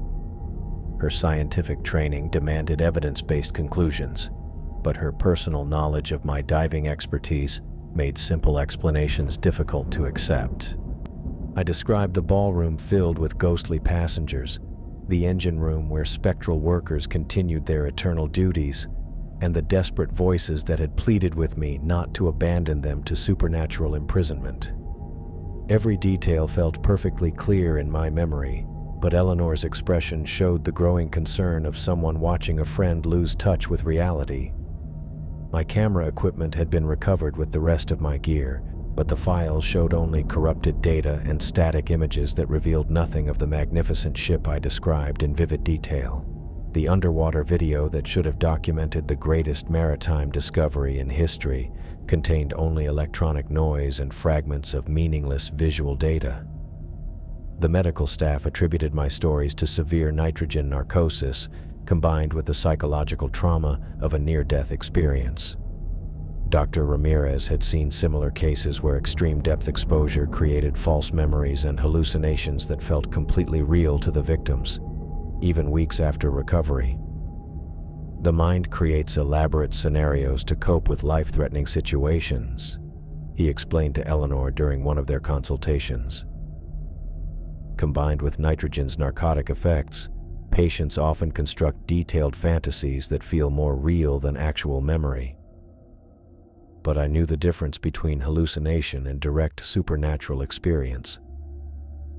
The cold touch of spectral hands still lingered in my consciousness. The desperate voices of trapped souls continued echoing in my thoughts, and somewhere in the depths of my awareness, I maintained connection to the underwater prison that held hundreds of passengers and crew in eternal torment. During the long hours of recompression treatment, I found myself caught between two worlds: the sterile medical environment that was saving my life and the supernatural realm that had marked my soul permanently. The physical symptoms would heal with time and proper treatment, but the psychological scars would remain long after my body recovered from the decompression trauma. Eleanor stayed nearby throughout the treatment, her laptop filled with maritime databases that contained no records of any vessel named Orion matching my descriptions. Ship registries from the early 1900s showed ocean liners of various sizes, but none that corresponded to the 800-foot luxury vessel I had explored in supernatural preservation. The absence of historical evidence would become the foundation for dismissing my experiences as elaborate delusions created by equipment failure and medical trauma. But in the quiet moments between medical checks and Eleanor's worried conversations with the treatment staff, I could still feel the cold presence of the ghostly woman in the evening gown, her terrified face looking back at me from every reflective surface in the hyperbaric chamber. The connection would never fully disappear, no matter how much medical science explained away my experiences or how completely the physical evidence failed to support my accounts. Part of me would always remain bound to the supernatural prison waiting in the depths, carrying knowledge that no one else would ever believe or understand. 2 weeks after the hyperbaric chamber sealed shut around me for the final time, I found myself sitting in a different kind of medical facility altogether. The Miami Psychiatric Center occupied a low-rise building in Coral Gables, its architecture designed to project calm professionalism rather than the urgent medical efficiency of the decompression facility where I'd spent those first critical days fighting nitrogen bubbles in my bloodstream.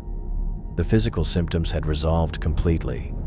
My joints no longer screamed with decompression pain, my vision had cleared, and the neurological symptoms that had terrified Dr. Ramirez during my initial treatment had faded like memories of a fever dream. Blood tests showed normal nitrogen levels.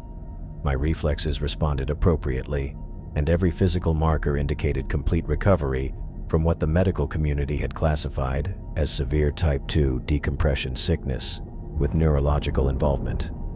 I sat in the facility's common area, watching other patients move through their daily routines with the measured pace of people learning to rebuild their connection to reality.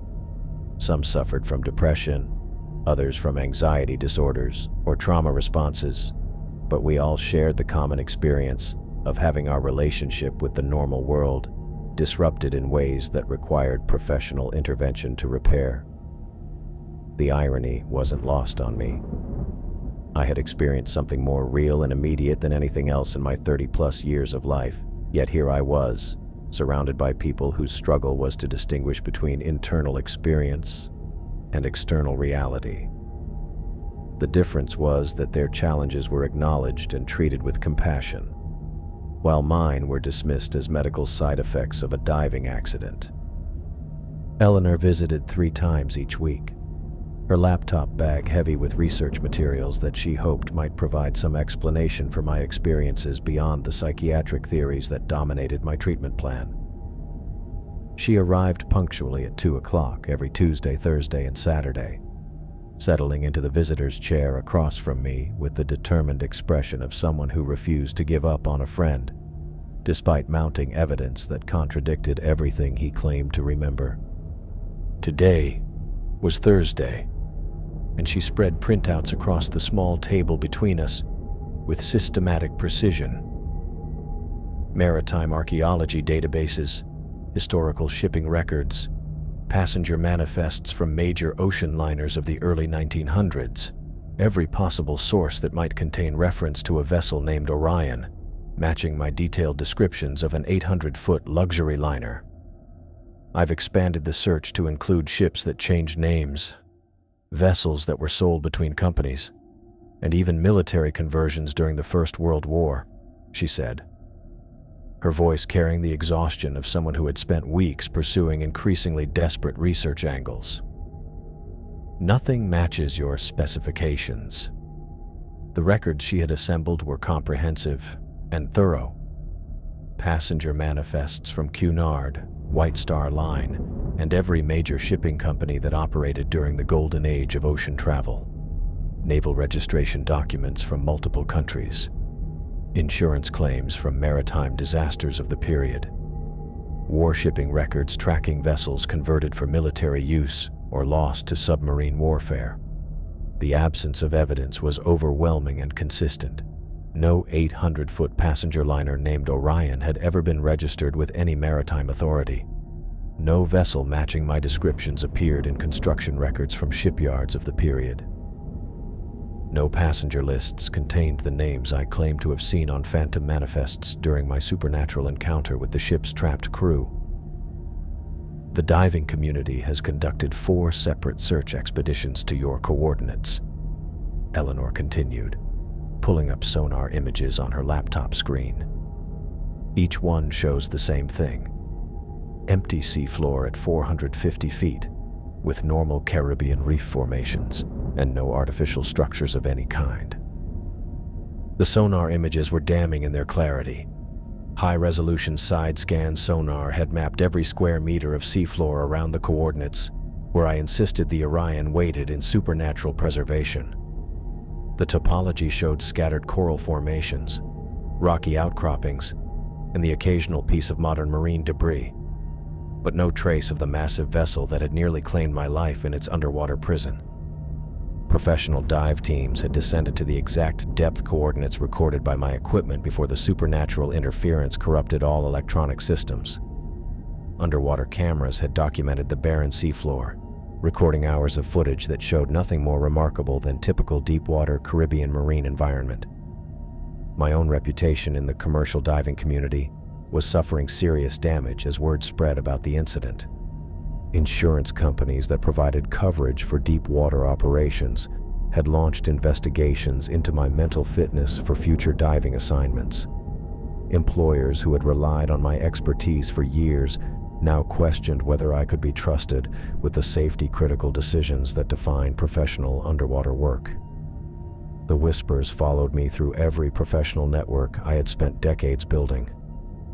Colleagues who had respected my technical competence and safety record now spoke privately about nitrogen narcosis, equipment failure, and the psychological stresses that could break even experienced divers under extreme conditions.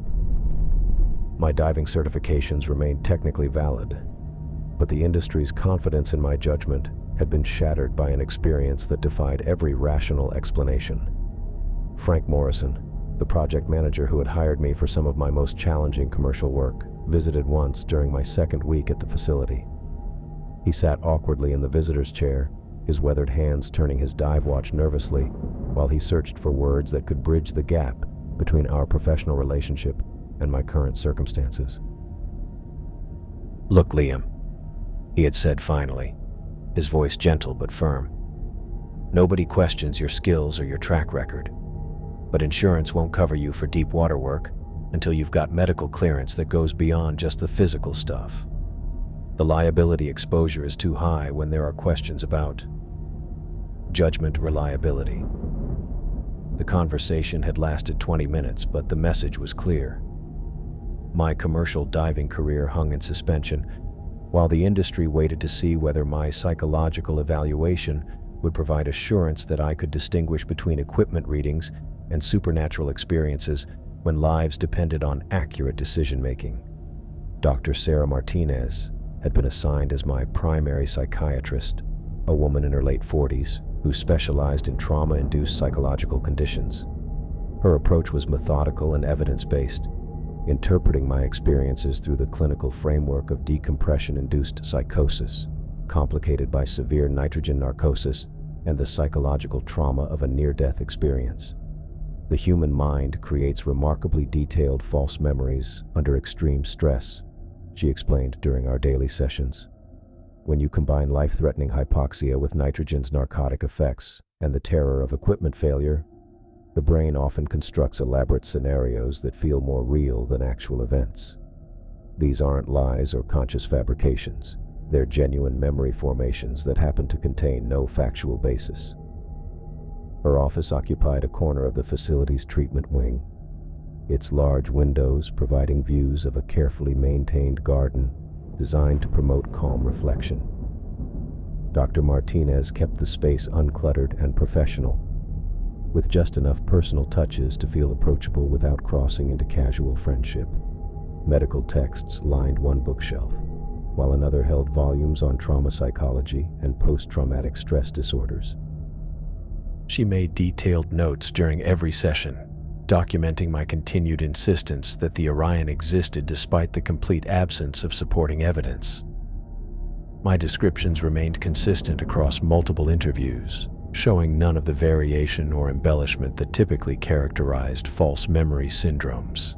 But consistency, she pointed out, was also common in elaborate delusional systems created by severe psychological trauma. Your technical knowledge of diving equipment and maritime archaeology makes your fabricated memories highly detailed and convincing, Dr. Martinez noted. But that same expertise explains why your mind could construct such a realistic scenario when faced with life-threatening stress. You simply drew on professional knowledge to create a believable framework for processing trauma. The clinical explanations made perfect sense from every rational perspective. Nitrogen narcosis at extreme depth could create vivid hallucinations. Equipment failure could produce false readings that seemed to confirm supernatural interference. Hypoxia-induced brain dysfunction could generate elaborate false memories that felt completely authentic to the victim. Near-death experiences often involved detailed visions that survivors insisted were more real than normal consciousness. The connection to the Orion's supernatural realm remained active, though I had learned to hide any external signs of ongoing contact with the ship's ghostly inhabitants. Dr. Martinez and the facility staff monitored my behavior for signs of persistent delusions, and any mention of continued supernatural experiences would extend my treatment indefinitely while raising serious questions about my prospects for psychological recovery. Eleanor visited this afternoon carrying a new folder of research materials, her expression showing the strain of weeks spent pursuing increasingly unlikely explanations for my experiences. She had contacted maritime museums, historical societies, and academic researchers across 3 continents, hoping to find some obscure record that might validate at least part of my account. I even checked insurance company records from Lloyd's of London, she said, settling into her familiar chair while opening her laptop. They documented every major maritime loss during that period, including vessels that disappeared without explanation. Nothing matches the Orion you described. The weight of accumulated negative evidence was crushing her scientific optimism. Eleanor had approached my case with the systematic thoroughness that had made her successful in marine archaeology, pursuing every possible lead with professional persistence. But each avenue of investigation had led to dead ends that reinforced the psychiatric explanation for my experiences. Her personal struggle was visible in the way she reviewed her research materials. Eleanor wanted to believe me, not because she accepted supernatural explanations, but because she knew my character and professional competence too well to dismiss my accounts as simple delusion. Yet her scientific training demanded evidence-based conclusions, and the evidence consistently contradicted every detail of my supernatural encounter. "The diving equipment you lost during the ascent has been recovered," she said, pulling up photographs on her laptop screen. "Everything shows normal wear patterns from deep water exposure. No signs of the supernatural interference you described, no unusual corrosion or damage that would support equipment malfunction theories. My abandoned rebreather system had been located by one of the search expeditions, resting on the seafloor approximately 300 feet from my reported position when I began the emergency ascent.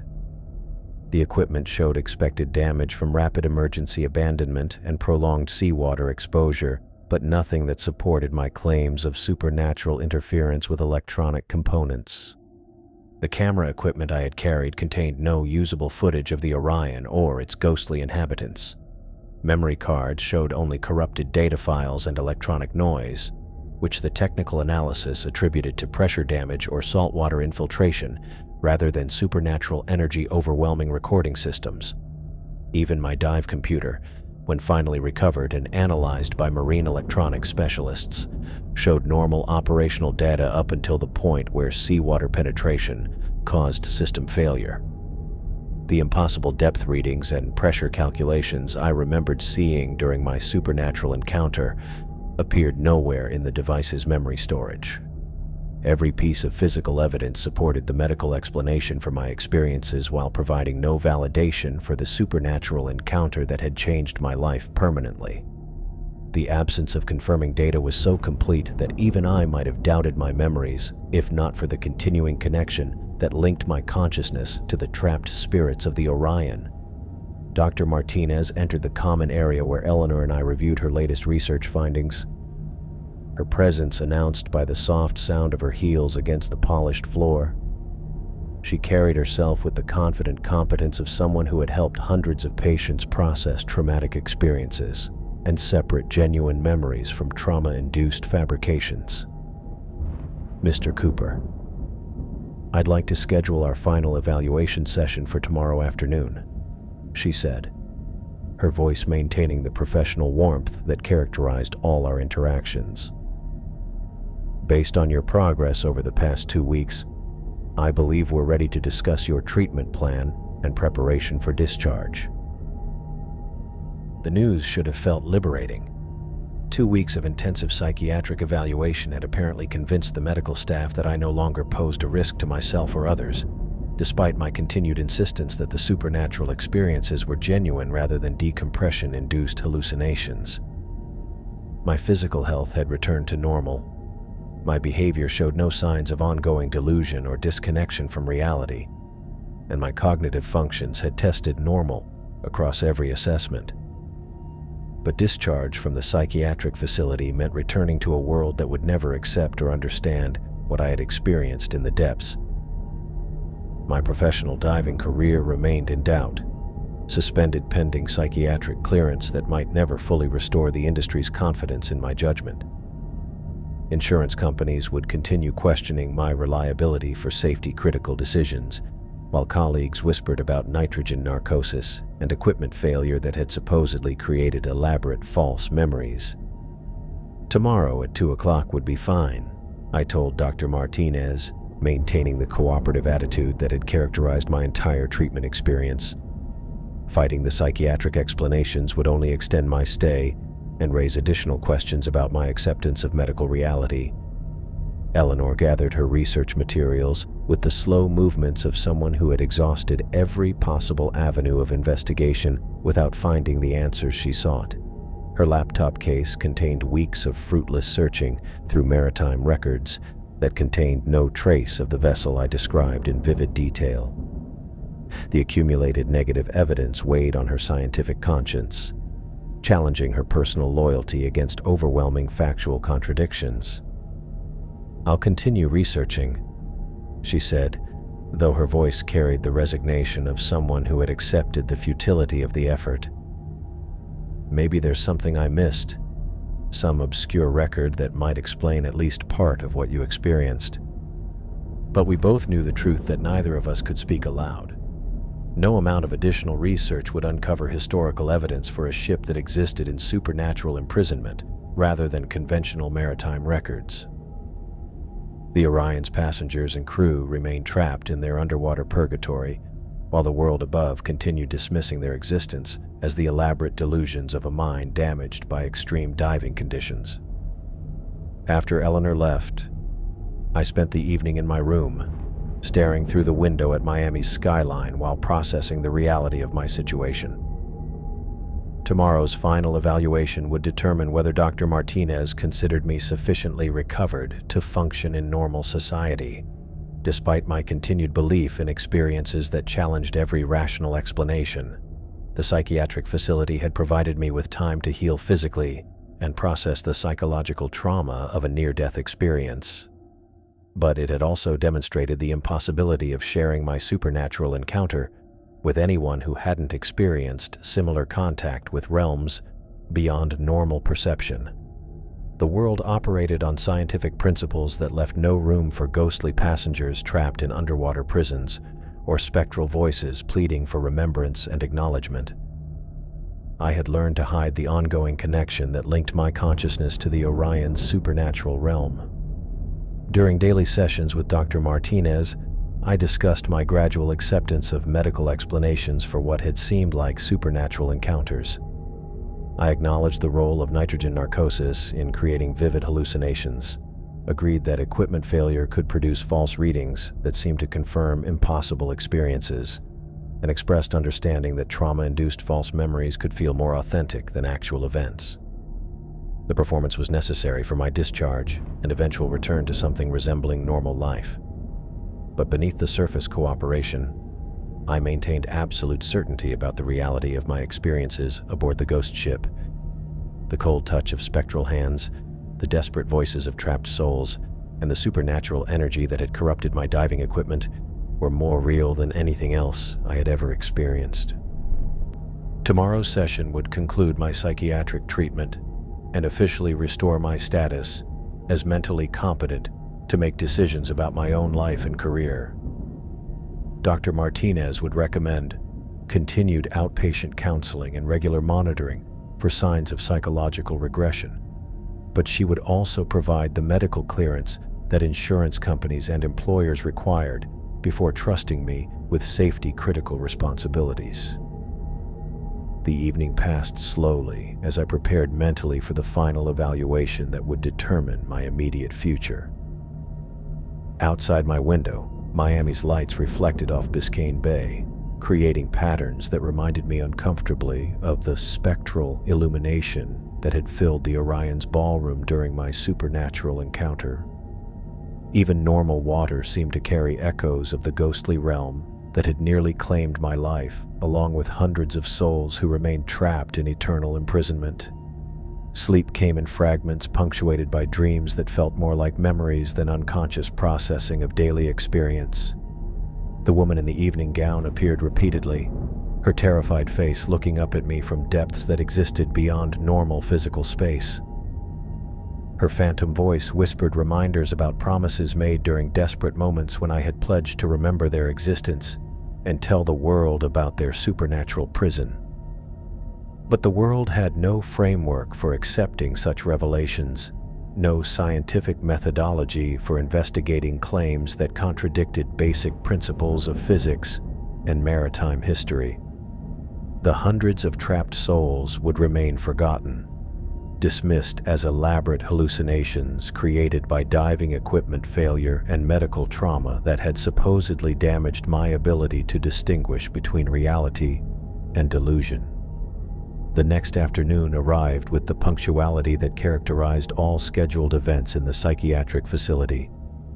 I made my way to Dr. Martinez's office at exactly 2 o'clock, carrying the emotional weight of 2 weeks spent learning to hide supernatural experiences that continued as powerfully as they had during my time aboard the ghost ship. Dr. Martinez sat behind her desk with my treatment file open, her expression professional but warmer than it had been during our initial sessions. The documented improvement in my condition over the past 2 weeks had apparently convinced her that I no longer required intensive psychiatric intervention, despite my continued private conviction that the supernatural experiences were genuine rather than trauma-induced hallucinations. "Your progress has been "Remarkable, Mr. Cooper," she said, reviewing her notes with satisfaction. "You've shown excellent insight into the psychological factors that contributed to your false memory formation, and you've demonstrated stable mental function across all our assessment metrics." A glass of water sat on her desk, positioned to catch the afternoon light streaming through the office windows.